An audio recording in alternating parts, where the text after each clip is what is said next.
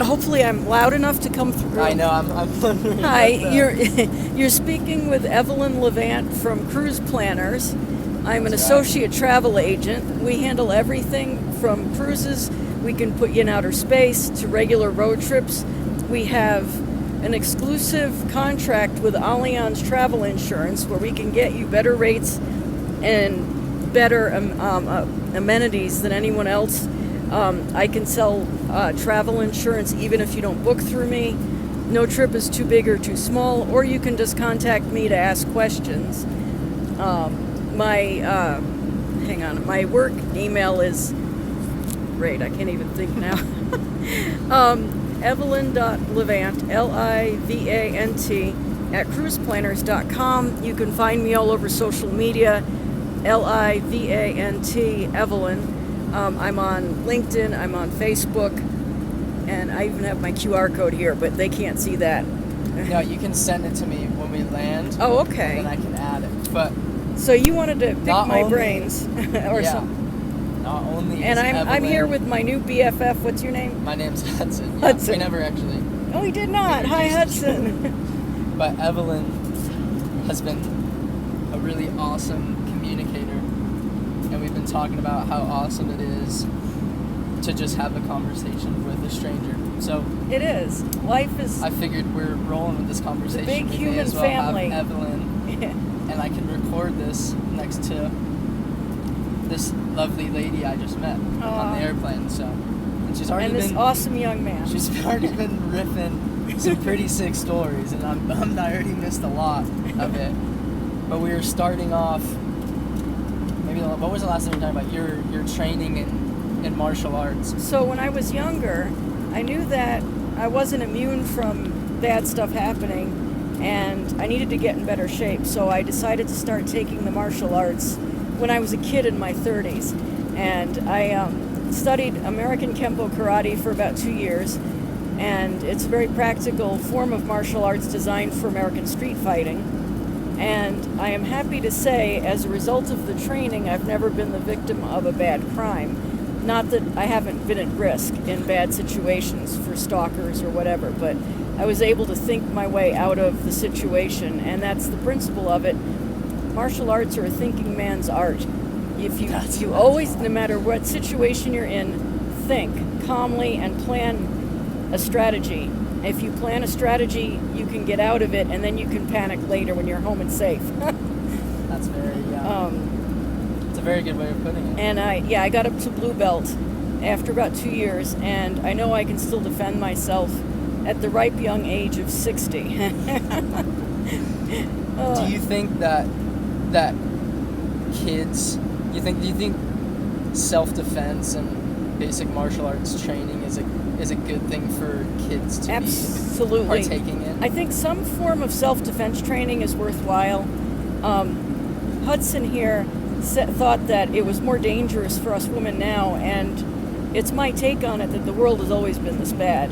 I think that with the advent of social media, we're just more aware of it now. We're more connected than we were before.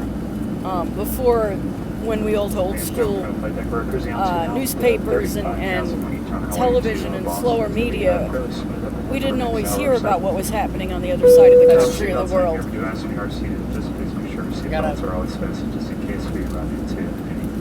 Seatbelt sign off. All good. Right now we're planning on. But yes, I think children need to learn. When you're young, you should learn at least basic self-defense. The martial arts is probably next level, and it's great if you can do it, but I don't think it's necessary. I think for anybody, but definitely for women, the biggest key is just be aware of your surroundings. Trust your instincts. If something feels wrong, it probably is, but even if not, you're better off being wrong than having something bad happen. And I fully agree. That comes from an older friend that I knew years ago, but yeah, no, I mean, and never let the fear of the unknown or possibility stop you from enjoying life. You know, be smart about it, research, but, so I've been fairly fearless my whole life. Well, I wouldn't say that. I do suffer fears. I just decide they're stupid. You can rationalize them. You can what's the word? Compartmentalize. Yeah, that's the one. Yeah. That was one more syllable than I was able to get There off. was one bad situation I wound up in once. I was living in Rhode Island, and I was doing some training for work that was required, and I had to take the bus. And I got dropped off by my manager at the bus stop afterwards, and what I didn't know was right before I got there, there'd been a street fight, and the buses were not running until things cleared, and there was this young idiot. I got very familiar with different kind of criminals living in the city, and the wannabes are the worst. That's always true. And this was one of those wannabes that he still thought the fight was awesome, and he was running around throwing, air punches, and I was largely ignoring him, and he got angry that I wasn't taking him seriously.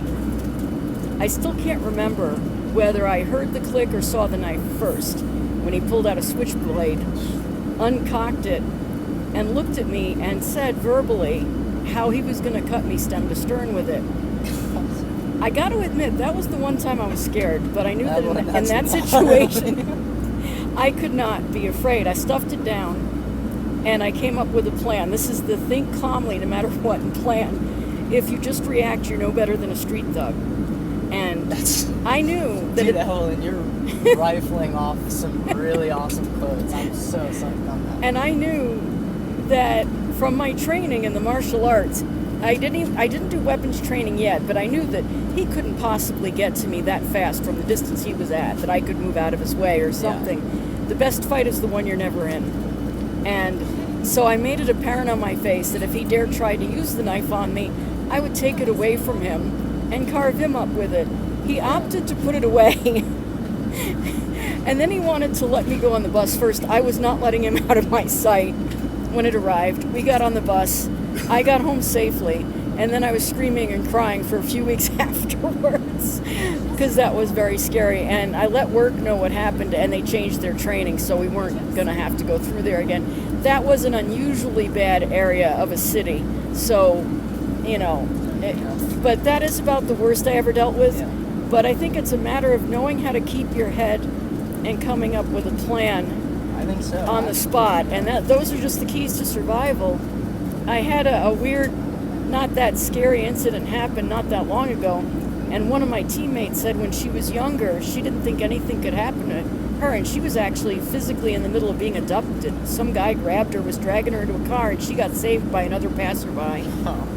The world has always been this bad, but... What do you think something is that we can do now that can help, kind of litigate this just hyper sensitivity and all this aggression that everyone experiences nowadays? Everything feels like it's so...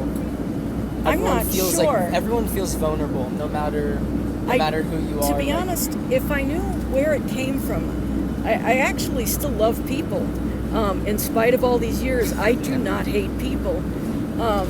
There's just, as I put it to somebody recently who said, but people are awful, I said, people have the right to be who they are.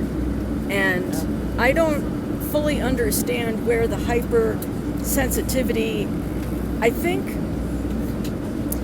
the problem is the United States is in a civil war. We may not be taking guns and attacking each other, but really that's what's going on, and it has been for a while. And the problem is people feel justified in attacking each other. Yeah. And until people decide to stop, I don't think this is going to get better. It has to. My husband feels justified in his positions, and I said, if you attack the other side, just regardless of what they've done, I'm not saying they didn't do it, you're no better than they are, and you're keeping this going. Yeah. And it's not easy being a peacemaker, and there's a risk in it. That's true. I agree. I think if more people were able to have a level-headed conversation, I think it would make things. That's just in everything in life would be easier. People are so quick to judge and so quick to push themselves away from anyone for whatever reasoning it may be. And I think if you really take a second, you realize that we're not that much different than we probably all think. We're not, and we're all humans at the end of the day. Yeah, and I'm not sure the exact root cause, so I don't know if I can recommend solutions. It's just that I think it lands on you, and as much as I can, wherever I go, I make a concentrated effort to put good out into the world. For another one of my gnarly stories, Please. I live in the Massachusetts-Boston area, and once a year, well, now it's twice, every 2 years, but once a year, so I'm in high tech for my day job. I'm a programmer. My skills, if I were to do pro bono work, not pro bono, if I were to do consulting work, my skills would probably get valued at about $50 to $60 an hour. Basically, there's groups of us, and some of us, the people I volunteer with, their time is worth more. Anything to drink? Oh. What was I talking What's about? one thing Oh, about getting older? no. Wait, can I finish my gnarly story? Oh yeah, no, absolutely. No, here, back to the gnarly We'll story. get to getting older. I don't mind talking about it. I love who I am. So, Yeah. so I volunteer with a group of technical professionals. We write solutions over the course of a weekend for nonprofits that don't have the budget, and we write custom software for them that would normally cost hundreds of thousands or millions. And it's so rewarding. Well, this one year, it was right around the time of the Boston Marathon bombing, which happened literally weeks before I was due to head into Boston. And the facility Hot tea, yes. was the New England Research and Development Center run by Microsoft that was literally blocks from where the bombing went off. And it was the first time ever I was actually terrified heading into the city, but I was not going to let bombers stop me. And over the course of the weekend, some of the people I volunteered with were wonderful. They were ex-military, and they helped me process basically the trauma I was going through. But Any interest? and that's the biggest thing is, oh, that was the point. Good in the world. I realized that there were 2 bombers, and to be fair, they did a lot of damage. However, there were hundreds of us that collected between the volunteers, the technical, the nonprofits, and I realized the good that we put into the world that weekend was far more than the bad that happened. They just got better publicity. And I like to believe that there's a lot of people like that in the world. They just need a chance. You know, and I my first year volunteering, I was tired and grouchy at the world, and somebody saw the look on my face. It was 2010, and he said, if you think about it, there's got to be a lot more good in the world than bad. Otherwise, this world would be a lot worse place. And I realized he was right. So you were going to ask me something about aging. Yeah, I was gonna ask, as you grow older, are there things that if you were me at 21 again, if you could relive that, are there things that you would do differently than what you did? So I'm probably the only one that was weird enough at the age of 18 to decide what kind of old person I wanted to be. And I understand that. And one of the other things I decided was I was never going to regret anything, because I saw old people with regrets, and I didn't want to be like that. So I always made a concentrated effort to make the best decisions I could my whole life. The only thing that I wish I could have changed, actually, I don't want that recorded because of family, but there was no way I could have known. Yeah. And it eats me alive, but there's no way I could have known. If you stop the recording, I'll tell you about it. Yeah, no, I once we turn this off, I would love to. All right. I would love for you to, tell me about it. Is there But- another question, or should we riff on something else? No worries. I have the privilege. I came to the conclusion, where would they be without me? These people needed my help desperately. And I remember when I left the company later to move on to a different career, the manager that I worked for said in all their years, they had been in this company for like 20, 30 years, they had never seen anyone approach the job like I had, and I took that as a compliment. I mean, to a certain degree, I was shaped by the environment. I had to do the job the way the company wanted me to. But in doing that, I learned a lot, even though at first I had a lot of problems with it. So to a certain degree, you're shaped by your environment, but to a certain degree, you can be the master of your destiny, I think is the phrase is. And it's up to the individual.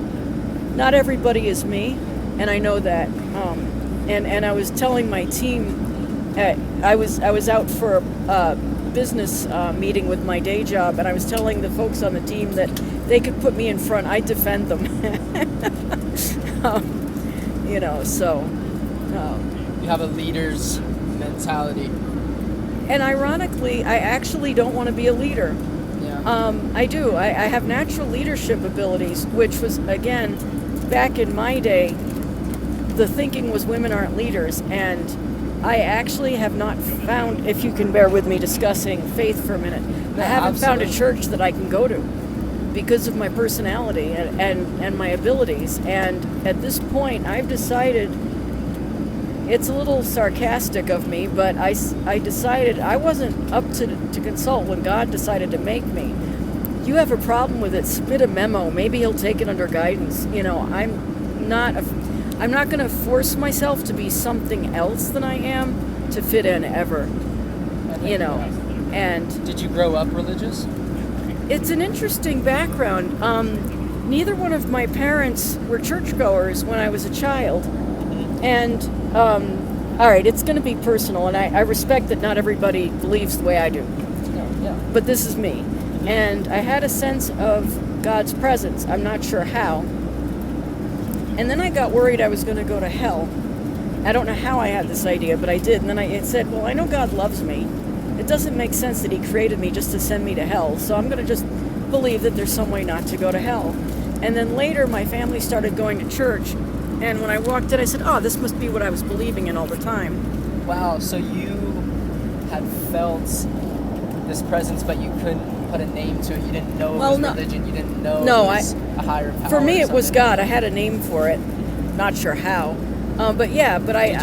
Was that name in your head God, or was it something that you... I had God in my head, but that could have been... I could have picked it up from common culture somewhere. When I grew up, I was born in 65, and when I grew up, it was much more still pervasive Christianity was than it is now. That's true. And yeah. I appreciate that we want the United States to be an open, accepting place for all faiths. And I think some of the pervasive Christianity did need to get rolled back. So I don't inherently have a problem with that, even though there's friends of mine that are like, oh my God, they're trying to drive us out. No, they're not. You're being offensive. And I think if you're blind to your own offensiveness, that's when there's a problem. If you don't look at things from somebody else's viewpoint, Be ignorant. that's a problem. There's some churches I just either can't or won't go to because they're like, from their vantage point, and there's no arguing with it, they believe that they're getting edicts handed down from the Almighty, and who's going to argue with them that whatever you say or do, it's automatically wrong because they've got God's word on it, and I mean, you can't argue with the dogmatist, and I recognized, so I actually was so devoted, I was actually going to try to devote my life to serving God. Really? Yeah, Wow. at a young age, but there wasn't a place in the churches for what I wanted to do for women. What did you want to do? I probably would have gone into the ministry as a pastor if I had the choice or had the opportunity, but It wasn't, I was angry about it for a long time, but now I realize with my technical skills and everything else, I'm actually doing what I was designed for. So, That's awesome. So it's all good. But at the time, I was under the impression that women did women type of jobs at the time, either housewife or teaching, and I knew there was no way I was getting married at 20 years old. And I tried going to college for teaching and found out I was really not designed to be a grade school teacher. So, and it was funny, for many years I actually felt like a failure. And then at some point I realized I was doing what I was really designed to do, and that's one of the main principles of my faith is making use of what God's gave you. And I've been in leadership positions, but those are stressful. And even though I've got the skills, like right now on my day job, I am a very happy teammate. I do not want to necessarily rise through the company. I am very happy doing my job and doing it well. And for me, that's the most satisfying thing. doing a job and doing it well, Yeah. regardless. I have you brought up the possible feeling that you may have had of either feeling that you yourself were a failure or you felt that someone else maybe thought that of you. And I think that's something that a lot of people my age probably go through, and myself included at times too. Growing up in Southern California and loving the beach and loving living, a laid-back alternative kind of lifestyle. I find myself sometimes where I compare myself to my peers who are at a really good 4-year college and, securing internships and stuff. And what's something that you would say to me or other people to help you deal with that feeling of maybe you feel like you're letting someone down or even letting yourself down? Actually, that's an easy answer for me at this age to feel like. So back in my day, and I don't know how much the pressure is still on, basically women were seen as a success for marrying and having families, so, which I never wanted to do, and it just wasn't me. And I was so grateful when I hit 30 years old and I stopped getting pressure to get married, and then people thought I was a miserable old maid and they were terrified to bring it up. I was thrilled. Basically, no matter what you do in life, you cannot compare yourself to somebody else. You have to compare yourself against your own benchmark, making yourself better than you were yesterday, or the best version of you. I don't know if you've ever watched the TV show The Good Place. I love it. I constantly rewatch it. The Good Place. The Good Place. Yeah, I'll have and to check it out. It's about a group of people. I'll only give you the overview so you don't. Give me the it is clip worth it. It's a group of people that didn't make it into heaven, and they don't know they're being tortured, and they find out that something's really wrong. And the smarter, well, I don't know the smarter, but one of the leader of the group, basically, their whole theme becomes becoming better than we were before, and they find out how they can grow in the afterlife. But essentially, never measure yourself against somebody else, against what they're doing, because success for them may look differently than success for you. I am very happy with where I am, and over the years I've gotten all kinds of criticism from fun ones. If you don't change your whole personality, no man will ever love you. That was said to me at 18 years old, and didn't that stick with me for a while. And then if you have to get saved and God will clear up this pesky personality problem you have. Thank you, I am saved. It's, even now, I mean, there's always going to be somebody that will criticize what you want to do. You have to figure out where there's constructive criticism and where somebody's jealous, just trying to tear you down, out of whatever petty, thing. And it can be hard. And I think one of my favorite quotes, Queen Latifah is actually one of my favorite heroes.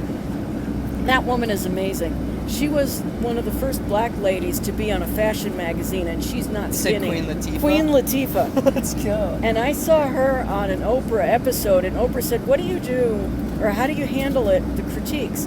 And she said, some days you have to be your own cheerleader. And I faced some tough challenges over the years, and that's kind of what it boils down to. Some days you have to be your own cheerleader. But, I mean, in fact, at this last thing, they hand out awards for the best associate of the year. I knew nothing bad. I just knew I wasn't getting it that year, and I knew my teammate would. And I turned to her, I said, in our department, it's you. And she's like, no. And I said, oh yeah, watch, it's going to be you. Sure enough, they called her name, and she went up, and she's sitting down staring at this trophy. And I said, oh, that's beautiful. And I'm looking at her, I go, let me guess, you don't feel like you deserve it? And she's like, no. I said, you do. You earned every minute of that, And I am totally happy for her. She does deserve it. And, it's not easy if you get jealous or whatever, but, and that cycles back to my faith. As much as it depends on you, live at peace with everybody else. And the other thing is, when I was young, I read the Beatitudes. I'm not sure if you're familiar with them, but they were teaching of Jesus, and it was like, blessed are this person, blessed are that person. For one of the ones was, blessed are the peacemakers, for they shall be called the children of God. Sorry. No, And I always wanted to try to be a peacemaker because I thought it was a good idea to be a child of God. It's not always easy. It's not, but to the best of my ability, I try to make peace with everybody. Some people, all we can do. Some people are just not going to like me. I have a very strong personality. People that know me, you're going to have one of two camps. Evelyn, she's awesome, or Evelyn, we can't stand her. For some reason, Way in, Evelyn is awesome. Thank you. You're going to get one of if you talk to people, that is what you're going to hear.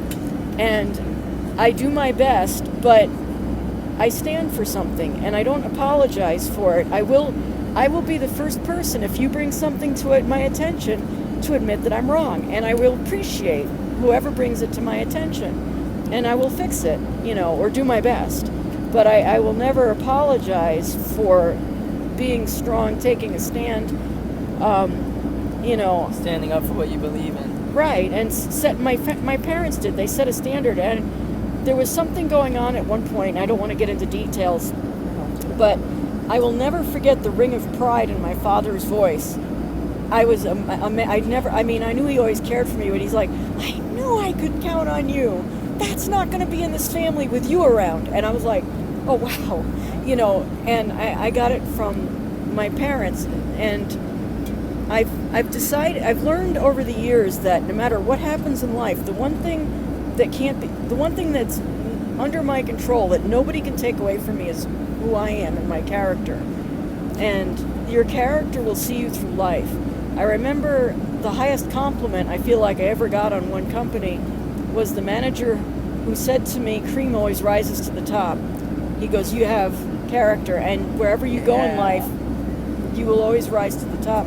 And then to circle back for a second, to sort of promote, and in my travel agent side business, that is who I am. That's Let them know who you're what getting. It's called one more time. Oh, Cruise Planners. Cruise Planners, go on. And I have a website under Evelyn Levant. I'll have put the links. We'll get links and QR codes below in the description. And that is me and my franchisee. And I was just at a conference with the whole company, very ethical, and we will look out for our customers first.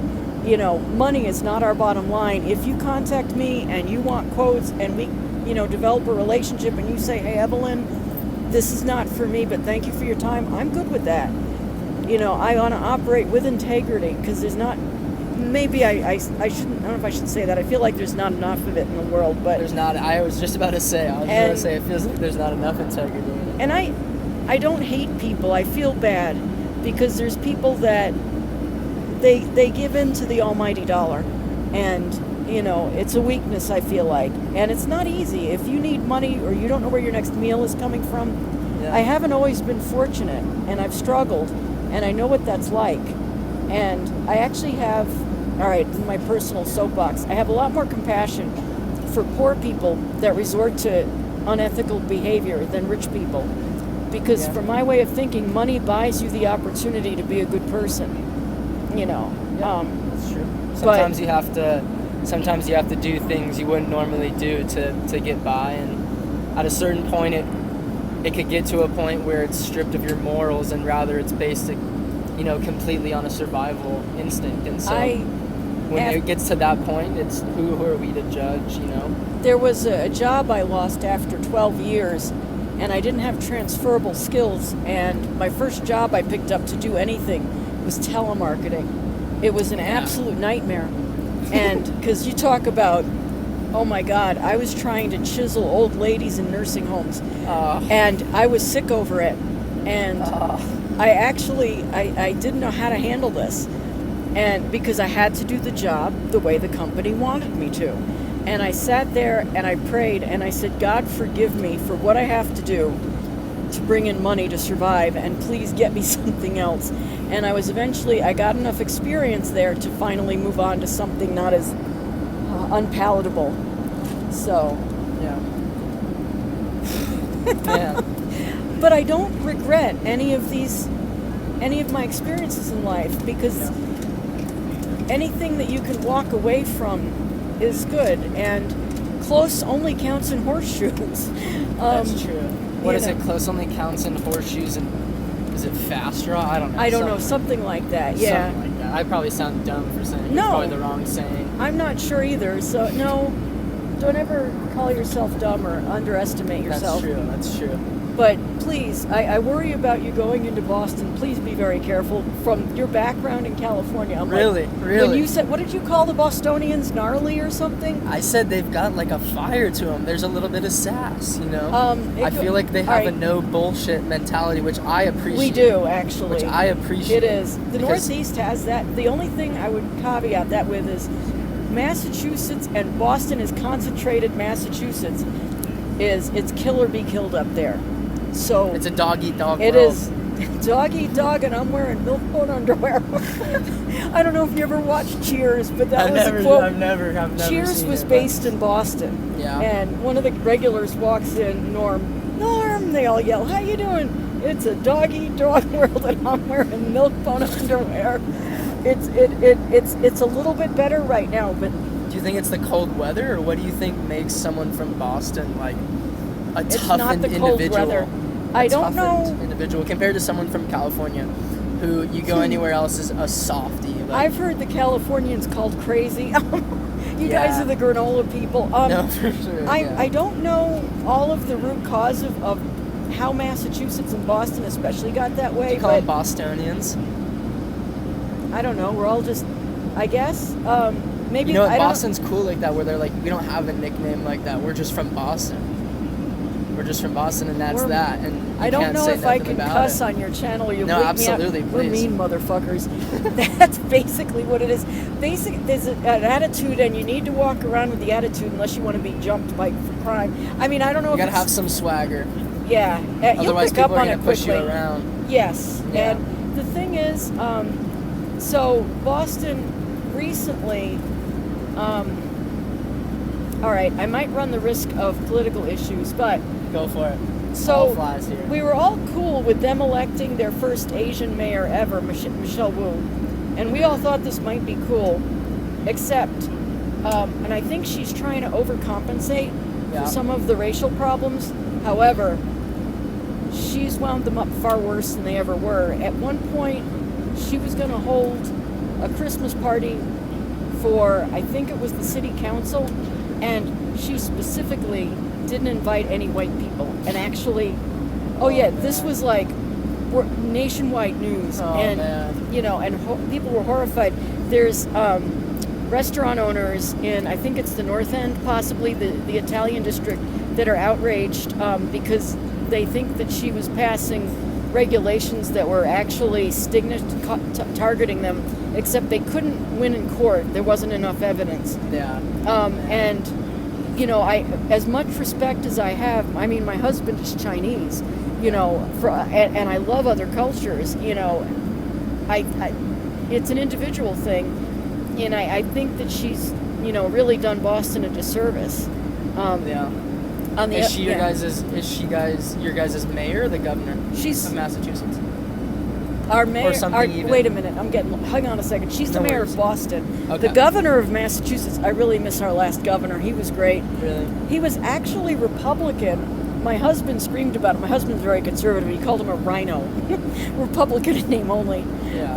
Oh my gosh, you're coming from California. Okay. Yeah. We are a whole bunch of different brand of Democrats. I'm somewhere independent. We've got some pretty. You have some. We've got some crazy ones. For Yeah. Sure. we can't possibly relocate to California because of the way you guys run the state. But Yeah, and the thing is we got we have crazy from both sides too. It's like. Oh really? Yeah, I mean, literally, right down the street from where I grew up, which is a fairly left orientated area. I mean, 10 minutes down the street is another town that is by very, very large amount, like very, very diehard conservative. And it's Oh, weird wow. that we're literally right down I the didn't know street you from could each get other, any but- conservatives in California. No, you know how many? We had some crazy Trump rallies. Wow. Yeah, That is insane. pretty crazy for both elections, which Oh, is pretty wow. wild. And, That is wild. And on the inverse of that, we also have a lot of left-wing protests and stuff, and they get involved in the community as well. You know, they're standing in the major intersections in the town I'm from. Down so in, we have it from both sides. I used to live in Providence, Rhode Island, and that's where we could see some of the protests and all Yeah. that stuff happening. Rhode Island, you're part of California, sounds like Rhode Island in a way. For a very small state, Rhode Island has very distinct personalities within miles of each other. California's like that for sure. It's crazy, the stereotypes just from like even neighboring cities. The demographic changes so much. You know, California's being the most diverse, you know, state in the I never United would have thought of States. them as diverse. You know, we have the greatest influx of different cultures. Oh. And Of course. you know, we have, even having the Mexican border so close to us, we have Oh, right. such an amazing influence of Good old Southeast Hispanic cooking. culture. I love and the Hispanics. also in there's literally people from everywhere. So California is this really interesting mixing pot in the fact that it's such a big state that it allows for people of all different places and all different backgrounds and all types of people, you know, cowboys, surfers, rock climbers, snowboarders, literally anything you want to be, you could do it in California. That's So I pretty feel so fun. grateful growing up where Yeah. I grew up, you know. I have the ocean 15 minutes away from my house. I have the mountains an hour away from my house to go snowboarding. It's like, That is cool. it's pretty crazy. And it sucks now because being Well, able to live where yeah. I grew up is almost unobtainable. You know, that housing market is In New unbelievable. England, you could find that out on the East Coast. Because, No, I've been hearing that. Oh, I've yeah, been hearing there's because some you really can- cool spots. There's great on the East beaches. Coast. I don't know how they compare to California, but you like, essentially, if you live in Massachusetts, you can easily drive to just about any beach Yeah. really quickly. And up in New Hampshire, well, even in Massachusetts, but up in New Hampshire, there's tons of snowing, skiing, Yeah. and sled, all that stuff. Actually, right close to my house, there's a whole Neshoba Valley, or I You have can't a think of the resort name there of it. kind of thing? There's a Local thing, mountain? and they actually at the Halloween season they have a whole haunted area you can go walking through. It's great, and unfortunately I went through there with a scaredy cat. It was no fun. I mean, I'm not one for some intense stuff, but you know, she was like screaming at them, which is, you know, making them think it was hilarious and closing in on her more, and I'm like, oh, for God's sakes, you know? Yeah. But yeah, no, there's great stuff all over. Yeah. No, the East Coast is It's a different has a vibe. very different culture from the West Coast culture, and being someone who I feel like in some ways kind of portrays the West Coast like persona. Some people, you know, could say that. I think it's pretty cool that the East Coast kind of has the same thing, and we're like very different, but like on a lot of things we're probably a lot more alike, you know. I think that's like West the Coast, thing. like West Coast dudes and East Coast dudes and If West Coast people chicks could and see East Coast past, chicks. if people could see past the labels and the names and the terminology Yeah. to the person underneath, they would see that we have much more in common. Yep. And I don't couldn't know agree how to solve that problem. We have to get people to disarm themselves, put down the guns, and Quit being listen. ignorant. And it's, well, the thing is, I think one of the biggest things, for an example, is I'll just use the church and stuff that I know, is the churches that they get mad at for being called homophobes. And they're like, we're not homophobes. We're just supporting what God told us. And what they don't realize is some of the terminology they use is very triggering to Yeah. somebody else, and they think the other person's being an idiot, and then the other person Yeah. is going, look, what you're saying is very offensive here, and this is why. And they, you know, if they're willing to, you know, otherwise they just start calling them homophobes, you know, and it goes back and forth. And I, you know, unless you, I remember, I don't know if you know the TV show The View. I know. But I'm not very good at no problem. pop culture and You're probably better know. So I was watching an episode of The View a few years ago, and what it is they have it was started by Barbara Walters, and I think it was great when she was still on. So she assembled a panel of women with very different political and background viewpoints to have rational discussions. I don't know if it really is that anymore, but they had Star Jones on there. She's a black woman, I think a lawyer, and she was having a debate with Joy Behar, who was a comedian, a white woman, and a Democrat, and I forget what Star Jones's background is, and I don't remember off the top of my head, but Joy Behar was making statements to Star Jones about how she should live her life or something, and I actually understood what the problem was with it, and Star Jones finally just said, if you had lived my existence, you would not make that statement to me. Yeah. And that's the problem. People, it's a general thing. People don't always take the time to try to understand where the other person is coming from. And I think, whoops, as I drop your thing, I think it's a natural human trait. And I'm not really, again, I'm just not sure the solution to it. The United States periodically over our history goes through some upheaval, and we're in the middle of it again. And I think we'll come out better for it on the other end. It's just very painful while we go through it. I think so too, yeah. I'm really... And I feel like it's doing a lot of damage to our relations with other countries. Yeah. Some of them recognize that it's internal to us. I really appreciated meeting the people on the cruise I went on last year that were from other countries, and I met a guy from Scotland, and I said, we're in the middle of a civil war, and he goes, oh yeah, we know. I'm like, oh, good. Yeah. No, I think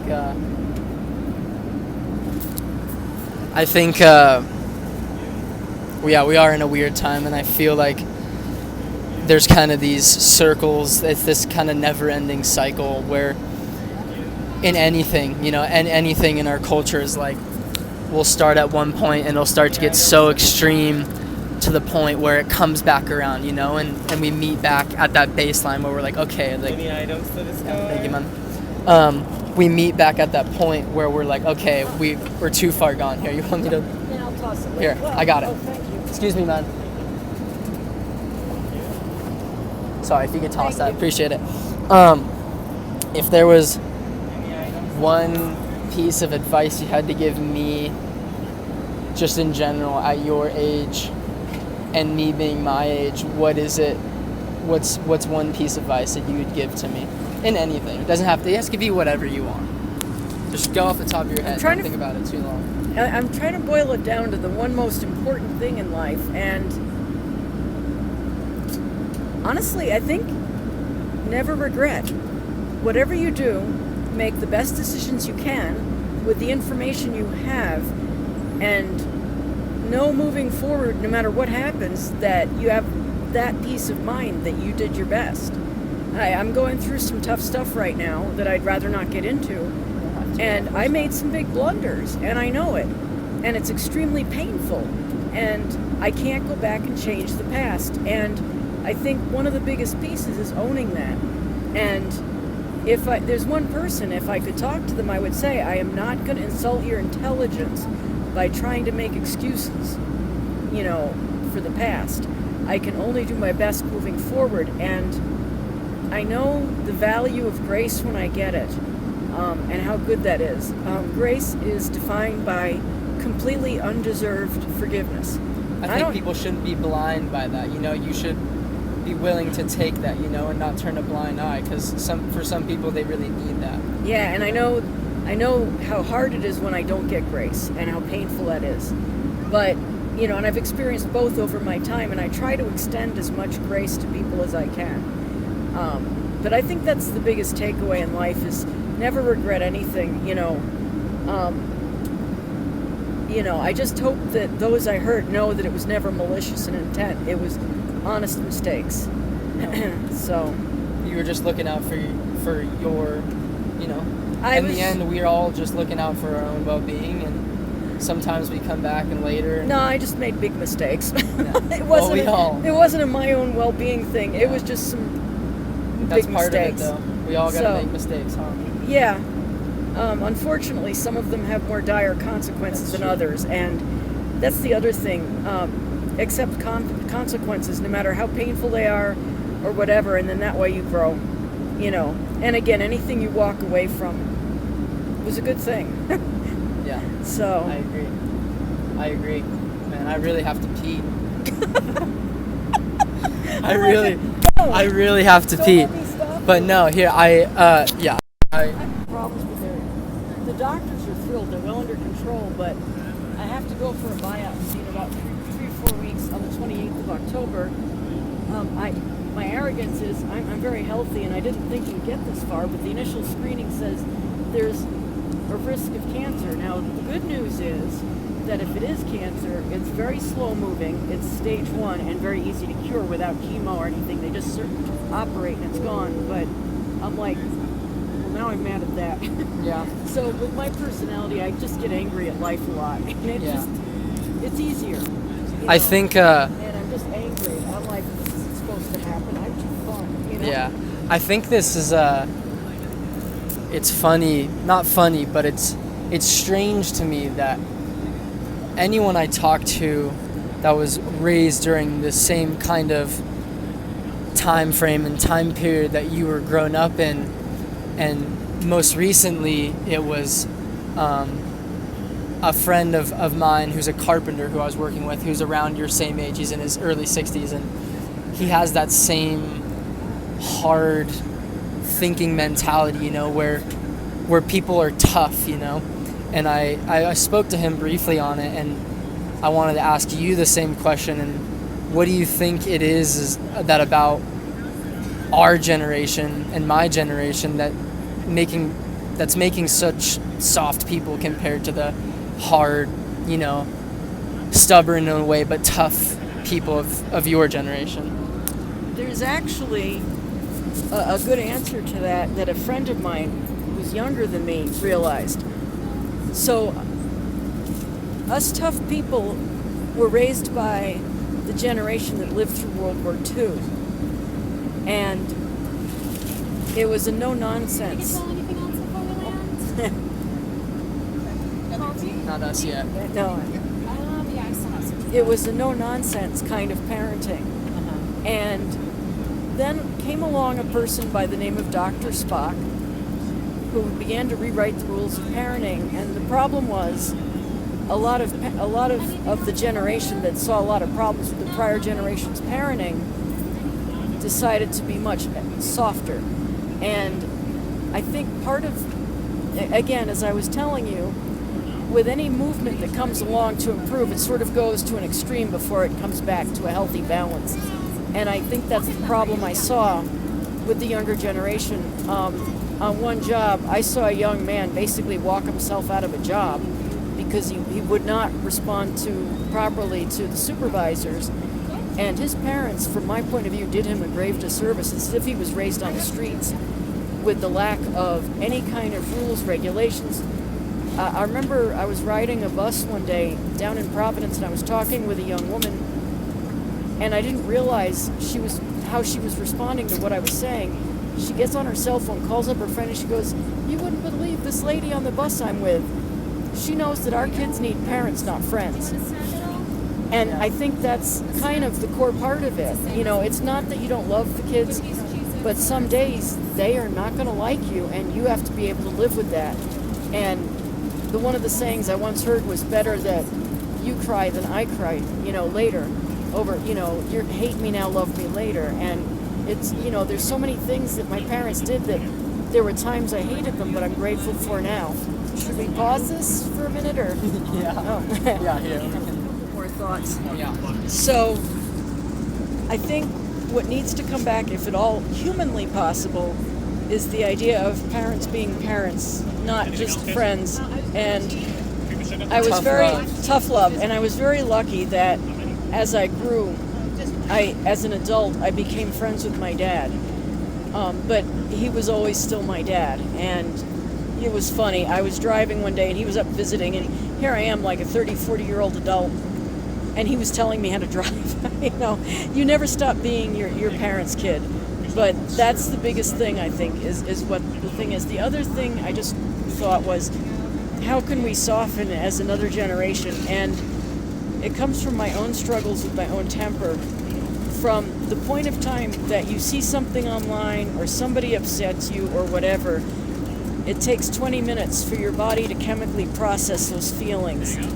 whatever that first reaction is, in that first 20 minutes is probably wrong. So the solution, there's two solutions to that. Either wait 20 minutes and then think about what you want to do, or plan for situations ahead of time. I learned from somebody who was an EMT on emergency vehicles, emergency medical, was that they always trained for any given situation ahead of time. So when that adrenaline was pumping, no matter what scene they walked into, they had their training to fall back on. That's the training in the martial arts as well. You plan for situations. So whenever you're caught in something and those emotions are going, no matter what they are, you have that training to fall back on. So that would be the other solution to those knee-jerk reactions that then escalate.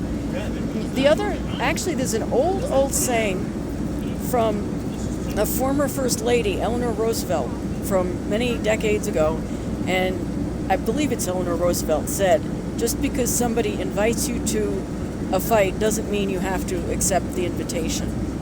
And anyway, did you have another question or topic? I think maybe sometimes